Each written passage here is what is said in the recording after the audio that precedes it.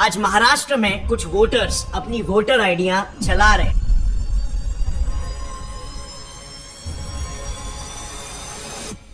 वजह महाराष्ट्र में आया एक बहुत ही बड़ा पॉलिटिकल अनरेस्ट। 2 जुलाई 2023 को महाराष्ट्र की तीसरी सबसे बड़ी पार्टी एनसीपी यानी नेशनलिस्ट कांग्रेस पार्टी के मुख्य नेता अजीत पवार ने अपने चाचा शरद पवार की पार्टी को छोड़कर अपने ओपोनेंट्स के साथ हाथ मिला ली। अजीत पवार बगावत के बीच अब सबकी नजरें शरद पवार पर टिकी हुई है कि अब पार्टी का अगला कदम क्या होगा। अब आज के तारीख में महाराष्ट्र में एक नहीं बल्कि दो डेप्यूटी सीएम्स हैं। एक बीजेपी के नेता देवेंद्र फडणवीस और दूसरे अजीत पवार खुद। इसमें उनका ये कहना है कि वो करंट रूल कर रहे बीजेपी शिंदे गवर्नमेंट के काम से बहुत ही ज्यादा इम्प्रेस्ड है और इसीलिए उनके साथ उन्होंने हाथ मिला लिया। But guess what, Shinde government तो जैसे आप जानते होंगे सिर्फ 1 साल पहले ही बनी है और अजीत पवार तो 2019 से ही अपनी पार्टी छोड़कर इनके साथ मिलना चाहते थे। इनफैक्ट 2019 में भी अजीत पवार ने बिल्कुल सिमिलर चीज ही की थी। 14 एमएलए को लेकर एनसीपी छोड़ के बीजेपी के साथ हाथ मिला लिया था। अब ये स्टोरी वाकई में बहुत इंटरेस्टिंग है, सो इसे ध्यान से सुनना। दरअसल 2019 में अजीत पवार ने अपने बेटे पार्थ पवार को पॉलिटिक्स में इंट्रोड्यूस कराने की बात अपने चाचा और एनसीपी पार्टी के प्रेसिडेंट शरद पवार के साथ की थी। अब शायद अपने ही घर की बात होने की वजह से शरद पवार ने एनसीपी के सबसे पावरफुल मावड़ कॉन्स्टिट्यूएंसी से पार्थ को इलेक्शन में उतारा। उनका मानना था कि यहां से तो वो श्योर शॉट जीतेंगे ही जीतेंगे क्योंकि सपोर्ट बहुत तगड़ा है। पर अनफॉर्चुनेटली प्रेडिक्शन गलत साबित हुआ और पार्थ वहां पर वोट नहीं बटोर पाया। अब ऑब्वियसली किसी की हार हुई है तो किसी की जीत हुई होगी और महाराष्ट्र में एनसीपी के ऑपोजिशन पार्टी बीजेपी शिवसेना ने वहां पर बाजी मार ली। पर फिर इस जीत के बाद इन दोनों भी पार्टीज के बीच में सीएम की पोस्ट को लेकर झगड़ा शुरू हो गया और इसीलिए सीएम की पोस्ट हासिल करने के लिए बीजेपी ने शिवसेना के साथ अपनी अलायंस को तोड़कर एनसीपी के साथ हाथ मिला लिया और एक नई सरकार खड़ी की जिसमें अजीत पवार डिप्टी सीएम बने। लेकिन उनकी ये सरकार महज 80 घंटे में ही गिर गई और अजीत पवार से उनकी पोस्ट छीन ली गई। अब इस सरकार के गिरते ही एनसीपी ने तुरंत बीजेपी का साथ छोड़ दिया और शिवसेना और कांग्रेस के साथ अपनी एक नई सरकार बनाई, महाविकास अघाड़ी, जिसके फेस बनकर उद्धव ठाकरे ने महाराष्ट्र के चीफ मिनिस्टर की पोस्ट को टेक ओवर कर लिया। वहीं पर अजीत पवार वापस से इस गवर्नमेंट के डिप्टी सीएम बने। उनकी ये सरकार लेकिन ज्यादा समय तक नहीं चली, सिर्फ 2.5 साल तक चली अंटिल शिवसेना के सबसे बड़े लीडर एकनाथ शिंदे का गठबंधन पिछले साल इस महाविकास अघाड़ी से सेपरेट हो गया और बीजेपी के साथ मिलकर उन्होंने अपनी एक अलग सरकार बना ली। अब इससे महाविकास अघाड़ी सरकार कोलैप्स हो गई और फिर एक बार अजीत पवार को अपनी पोस्ट से हाथ धोना पड़ा और स्टेप डाउन करके लीडर ऑफ ऑपोजिशन बनना पड़ा। अब देखो, जिन्हें ये टर्म्स नहीं मालूम कोई बात नहीं, एक्सप्लेन करता हूँ। सो प्रेसिडेंट ऑफ अ पार्टी का मतलब होता है उस पूरे पार्टी का एक मेन लीडर, लेकिन लीडर ऑफ ऑपोजिशन का मतलब होता है जितने भी ऑपोजिशन के पार्टीज होंगे उनके सभी एमएलए मिलकर एक पार्टी के किसी एक कैंडिडेट को वोट करके अपना लीडर ऑफ ऑपोजिशन चुन लेंगे, जो ही सारे ऑपोजिशन के पॉइंट ऑफ व्यूज को स्टेट असेंबली के सामने रखेगा। और स्टेट असेंबली का दूसरा नाम जो शायद आपने बेहतर सुना होगा उसे कहते हैं विधानसभा। एनीवे, अजीत पवार के मामले में इसीलिए ये एक तरह से एक स्टेप डाउन था। अब ये कहानी है लेकिन 2022 की, लेकिन तब से लेकर अभी तक यानी 2023 तक एनसीपी के अंदर काफी सारे चेंजेस हो रहे थे। शायद अजीत पवार अपने स्टेप डाउन से खुश नहीं थे क्योंकि उस दौरान ऐसा देखा गया, स्पेशली अप्रैल 2023 में, कि अजीत पवार ने अपने कई सारे एनसीपी के मीटिंग्स को स्किप किया, बट साइमल्टेनियसली वो अपने ऑपोजिशन बीजेपी और पीएम मोदी को प्रेस करते हुए कई दफा दिखाई दिए। बीजेपी की तरफ उनकी बढ़ती प्रॉक्सिमिटी सबको दिखाई दे रही थी। और फिर कट टू मई 2023, एक सरप्राइज डिसीजन सबके सामने आया। एनसीपी पार्टी के प्रेसिडेंट शरद पवार ने कहा कि वो अभी पोस्ट से रिजाइन कर रहे हैं, मगर बस कुछ ही देर में उन्होंने अपना ये डिसीजन विड्रॉ कर लिया। अब उनका ये डिसीजन सोशली सबके सामने काफी वियर्ड नजर आया और फिर उसके अगले ही महीने बाद अपने पार्टी का फ्यूचर डिसीजन लेते हुए उन्होंने उनकी बेटी सुप्रिया सुले और उनके सबसे trusted party member Praful Patel को एनसीपी के वर्किंग प्रेसिडेंट्स के पोस्ट पर अपॉइंट कर दिया। अब वर्किंग प्रेसिडेंट का मतलब होता है next in line for the president of the party. अब ये हुआ था कुछ अर्ली जून 2023 को and then again cut to 30 June 2023, Ajit Pawar ने लीडर ऑफ ऑपोजिशन के अपने पोस्ट से ही रिजाइन ले लिया, ये कहकर कि वो अब अपनी पार्टी एनसीपी के लिए काम करना चाहते हैं। अब इस स्टेप डाउन से काइंड ऑफ आप साफ ये देख सकते हो कि वो अपने पार्टी में ही अपने ग्रोथ से हैप्पी नहीं थे। वो पोजिशनल ग्रोथ के लिए स्ट्राइव कर रहे थे जो उन्हें अपने पार्टी में नहीं दिख रही थी, और इसीलिए स्टेप डाउन के बस 2 दिनों बाद ही 2 जुलाई 2023 को अजीत पवार ने अपने घर पर करीब 30 पार्टी के एमएलए के साथ एक सीक्रेट मीटिंग बुलाई, जहां उनकी कजिन सुप्रिया सुले भी मौजूद थी। अब ये मीटिंग इतना सीक्रेट था कि इसकी खबर सुप्रिया के पिताजी और पार्टी के प्रेसिडेंट शरद पवार को तक नहीं हुई, और फिर इस मीटिंग के खत्म होते ही ये शॉकिंग न्यूज सामने आई कि अजीत पवार महाराष्ट्र के नए डेप्यूटी सीएम बन गए। मी महाराष्ट्र राज्याचा उपमुख्यमंत्री म्हणून माझी कामे निष्ठापूर्वक व शुद्ध बुद्धीने पार पाडी, जो present deputy CM Devendra Fadnavis के साथ पोस्ट शेयर करेंगे। सो ऑल इन ऑल घूम फिर के यहाँ पर हुआ बस यही कि एनसीपी ने दोबारा से बीजेपी के साथ मिलकर अपनी सरकार बनाई और अजीत पवार को वापस अपनी खोई हुई पोस्ट मिल गई। अब आई नो इस सिचुएशन को देखकर आपके मन में बहुत सवाल आ रहे होंगे और बहुत सारे कंक्लूजन्स या कह सकते हैं प्रेजुडिसेस डेवलप हो रहे होंगे, और जाहिर सी बात है क्योंकि आपको इसके पीछे के रीजंस नहीं मालूम। So don't jump the guns too early. उनके इस डिसीजन के पीछे मेजर रीजंस क्या थे उसके बारे में डिस्कस करते हैं। So number 1 reason as quoted by Ajit Pawar कि उनके शिंदे कैंप को ज्वाइन करने का जो सबसे बड़ा रीजन है वो है गवर्नमेंट के लिए गए एक्शंस और डिसीजंस, जिससे लोग काफी सेटिस्फाइड थे और उन्हें ऐसा लगा कि वो भी अगर इस गवर्नमेंट को मिल जाएंगे तो फिर उनका कंट्रीब्यूशन इस गवर्नमेंट के वर्क को और निखारेगा। ये उनके लिए काइंड ऑफ एक मोटिवेशन की तरह है। और साथ ही उन्होंने प्राइम मिनिस्टर मोदी की भी तारीफ की और कहा कि उनके लीडरशिप के अंडर में इंडिया काफी प्रोग्रेस कर रहा है। नरेंद्र मोदी साहब का नेतृत्व में आज देश काम कर रहा है। बाहर अगर कोई भी देश में जाते हैं तो सब उनको सपोर्ट देते हैं, बहुत अच्छा नेतृत्व ऐसे बोलते हैं। अजीत का दूसरा रीजन था कि उनके हिसाब से एनसीपी शरद पवार के प्रेसिडेंसी में सिर्फ महाराष्ट्र में ही 30 सालों में सरकार नहीं बना पाई है।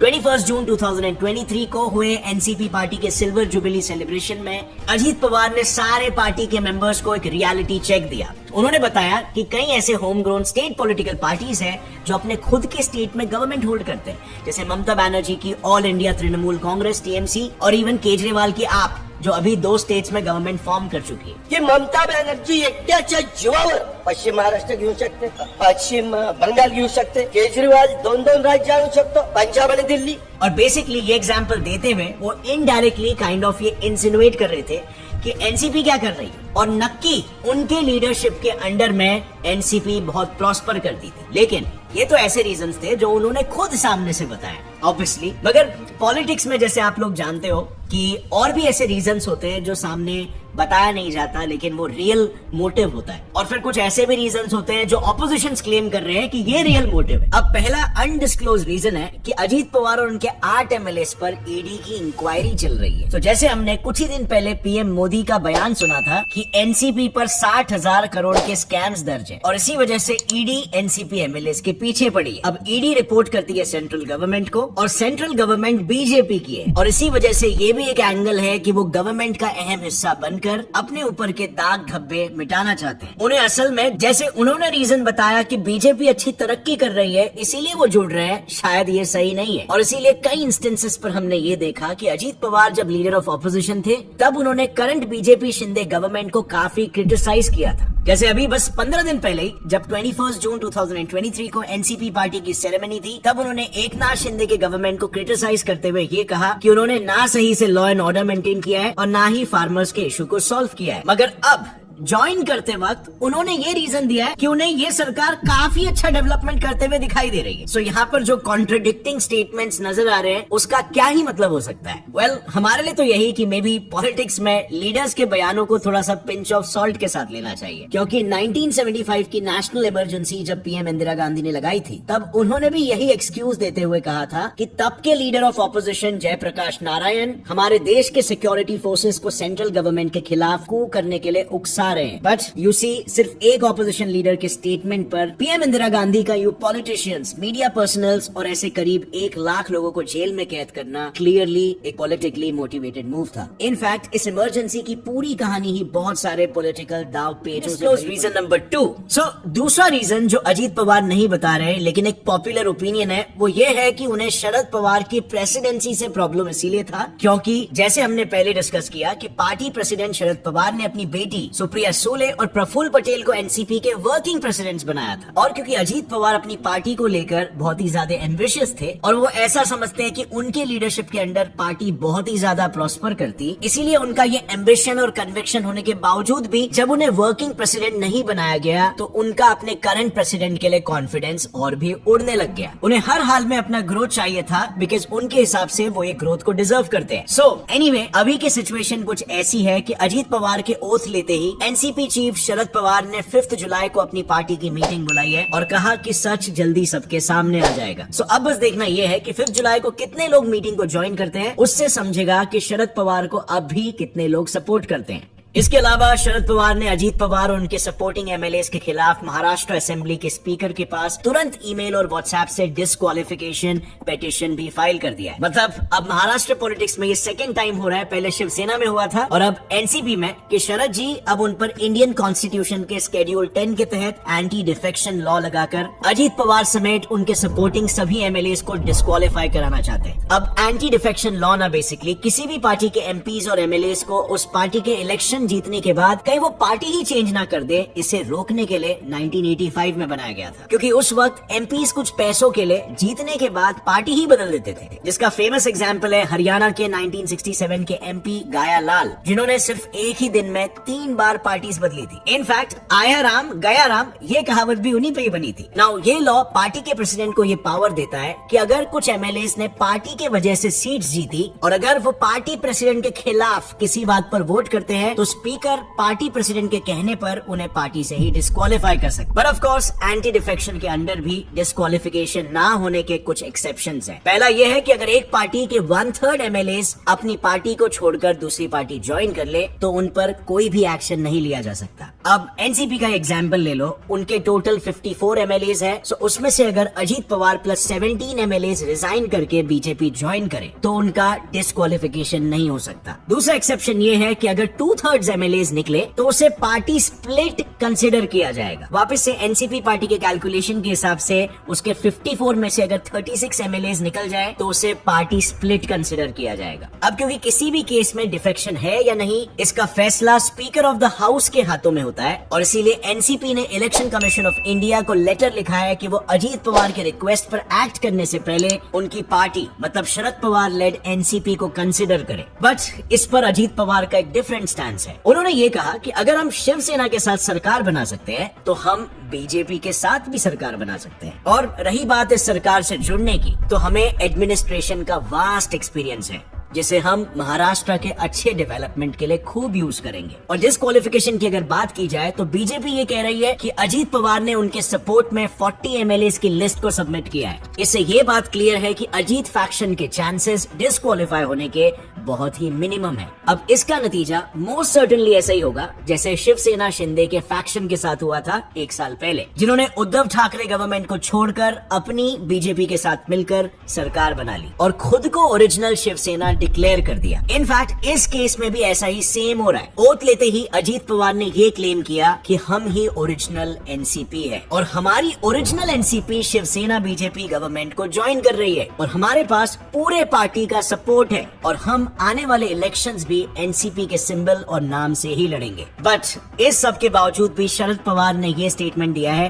कि हमारे फैमिली में कोई प्रॉब्लम नहीं है, हम फैमिली में पॉलिटिक्स डिस्कस ही नहीं करते और हर एक अपना डिसीजन खुद लेता है। Similar statements party working president और शरद पवार की बेटी सुप्रिया सूले ने भी दिया है कि अजीत अपने डिसीजन खुद लेते हैं और मेरे भाई से कोई झगड़ा नहीं है। बट इस पूरे पॉलिटिकल टर्मोइल में एक काफी इंटरेस्टिंग पर्सपेक्टिव ये आ रहा है कि आज से 41 इयर्स पहले शरद पवार ने भी कांग्रेस के साथ बिल्कुल ऐसा ही किया था और इसीलिए कई लोगों का ये मानना है कि शायद 40 साल बाद शरद पवार को कर्म मिला है। 18 जुलाई 1978 को शरद पवार ने इंदिरा गांधी की कांग्रेस पार्टी से निकलकर बिल्कुल अजीत पवार जैसे जनता पार्टी, जो कि बीजेपी की पेरेंट पार्टी थी, और पीडब्ल्यूपी और सीपीएम जैसे कुछ छोटी पार्टीज के साथ गठबंधन बनाकर सरकार बनाई थी और खुद महाराष्ट्र के सीएम बन गए थे। दरअसल हुआ कुछ यूं था कि 1977 में इमरजेंसी इंपोज करने के बाद इंदिरा गांधी की पॉपुलैरिटी कम हो गई थी। लीडर्स को ये पता था कि उनका नेक्स्ट इलेक्शंस में जीतना काफी मुश्किल है। और इसीलिए साल 1978 में बिल्कुल अजीत पवार जैसे ही शरद पवार ने 38 एमएलए को लेकर अपनी समांतर कांग्रेस यानी कि एक पैरेलल कांग्रेस बनाई। फिर उन्होंने जनता पार्टी के साथ मिलकर अपनी सरकार बनाई और वो खुद महाराष्ट्र के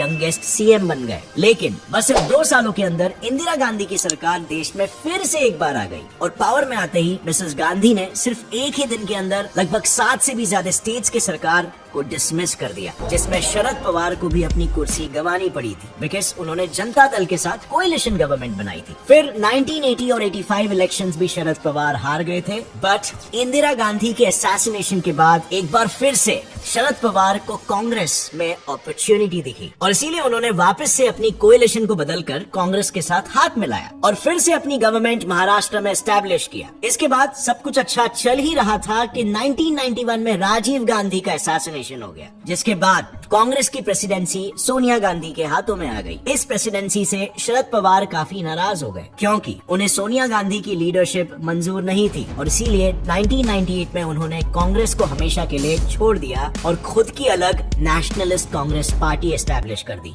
बिल्कुल कुछ ऐसा ही जैसे आज अजीत पवार उनके साथ कर रहे हैं। अब अगर रही बात बीजेपी की तो उन्हें भी काफी ज्यादा बैकलैश मिल रहा है। अजीत पवार से नाराज लोगों का ये कहना है कि बीजेपी ऐसे मूव्स कमिंग इलेक्शंस को सिक्योर करने के लिए कर रही है। ऐसा इसीलिए कहा जा रहा है क्योंकि अभी हाल ही में 23 जून 2023 को ही एक बहुत ही बड़ा इवेंट हुआ था। ऑपोजिशन के 18 पार्टीज ने मिलकर एक तरह से ग्रुप बना दिया, यूनाइटेड ऑपोजिशन फ्रंट, जिसका बस सिर्फ एक ही कॉमन एजेंडा है, बीजेपी को पावर से दूर रखना। और इसीलिए अजीत पवार को अपोज करने वाले लोगों का ये मानना है कि इसी के जवाब में अब बीजेपी अपने कोएलिशन को और भी ज्यादा मजबूत कर रही है। अब यहाँ पर एक और एक पॉइंट ऑफ व्यू ये है कि इस पावर स्ट्रगल से कहीं ना कहीं महाराष्ट्र असेंबली में ऑपोजिशन वीक बनते जा रहा है और एक डेमोक्रेसी में, जैसे आप लोग जानते हो, एक स्ट्रॉन्ग ऑपोजिशन का होना बहुत ही जरूरी है क्योंकि तभी तो गवर्नमेंट पर प्रेशर बना रहेगा डेवलपमेंट का और उन पर चेक्स रखे जाएंगे। पर फ्रेंड्स, यहीं पर दूसरा पॉइंट ऑफ व्यू ये है कि हिस्टोरिकली अगर देखें तो हर इंडियन गवर्नमेंट ये करती आई है, फिर चाहे वो इंदिरा गांधी के समय की बात क्यों ना हो,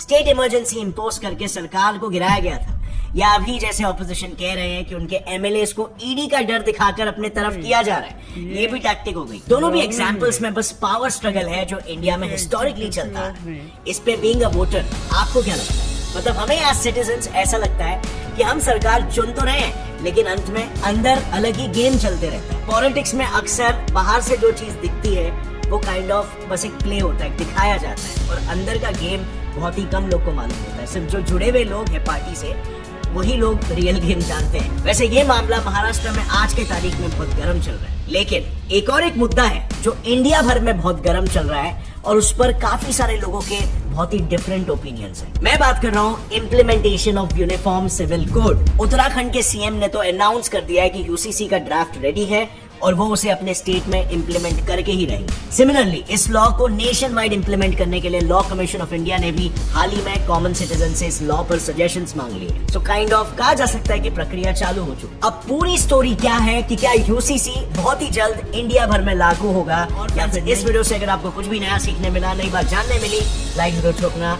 गौरव ठाकुर चैनल को सब्सक्राइब कर लो और बेल नोटिफिकेशन दबाओ ताकि आगे आने वाली ऐसी अपडेट्स, अनबायस्ड और एक्यूरेट इन्फॉर्मेशन आप कभी भी मिस ना करें।